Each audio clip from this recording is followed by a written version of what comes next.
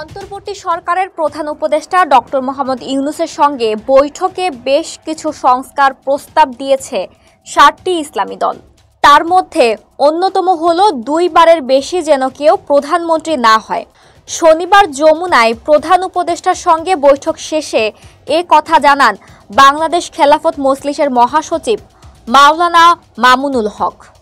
তিনি সাংবাদিকদের বলেন, প্রধান উপদেষ্টার সঙ্গে বৈঠকে আমরা বেশ কিছু সংস্কার প্রস্তাব দিয়েছি। নির্বাচন ব্যবস্থার আমূল সংস্কার আনার দাবি জানিয়েছি। সংবিধানে আল্লাহর প্রতি আস্থা ও বিশ্বাস ফিরিয়ে আনতে হবে। ইসলাম বিরোধী কোনো আইন যেন না হয়। ২ বারের বেশি যেন কেউ প্রধানমন্ত্রী না হয়। মাওলানা মামুনুল হক বলেন, কাল বিলম্ব না করে সকল হত্যাকাণ্ডের দ্রুত বিচারের দাবি জানিয়েছি। প্রয়োজনে ট্রাইব্যুনালের মাধ্যমে বিচার করতে হবে। তিনি বলেন, ২০১৩ ও ২১ হেফাজতের বহু নেতাকর্মী শহীদ গুম হয়েছেন। এ বিষয়ে একটি সুন্দর ও সঠিক তদন্ত প্রতিবেদন করার দাবি জানিয়েছি। যারা এ ঘটনার সাথে সম্পৃক্ত তাদেরকে বিচারের ব্যবস্থায় আনতে হবে। ইসলাম বিরোধী যেন কোনো আইন আর না করা হয় সে বিষয়ে আমরা প্রস্তাবনা জানিয়েছি।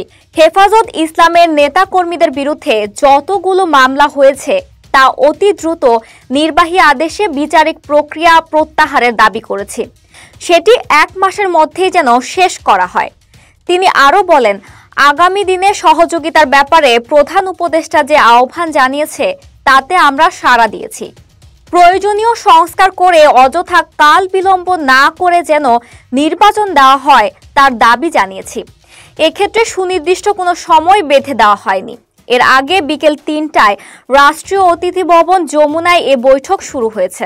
জানা গেছে, বাংলাদেশ খেলাফত মজলিসের নেতৃত্ব দেন দলটির আমির মাওলানা ইউসুফ আশরাফ।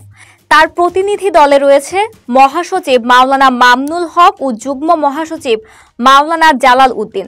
হেফাজতে ইসলামের নেতৃত্ব দেন মহাসচিব মাওলানা সাজেদুর রহমান। তার সঙ্গে ছিলেন আজিজুল হক ইসলামাবাদী এবং কেন্দ্রীয় নেতা মুনির হোসেন কাশেমি। খেলাফত মজলিসের নেতৃত্ব দেন সংগঠনটির আমির মাওলানা আব্দুল বাসিত আজাদ। প্রতিনিধি দলে ছিলেন দলটির মহাসচিব অধ্যাপক আহমেদ আব্দুল কাদের, নায়েবে আমির মাওলানা সাখাওয়াত হোসেন সহ কেন্দ্রীয় নেতৃবৃন্দ। জমিয়তে উলামায়ে ইসলামের একাংশের নেতৃত্ব দেন সংগঠনের মহাসচিব মাওলানা মনজুরুল ইসলাম আফেন্দি। খেলাফত আন্দোলনের নেতৃত্ব দেন নায়েবে আমির মাওলানা মুজিবুর রহমান হামিদি। আর ইসলামী আন্দোলন বাংলাদেশের নেতৃত্ব দেন পীর মাওলানা রেজাউল করিম। তার সঙ্গে ছিলেন মুফতি ফয়জুল করিম।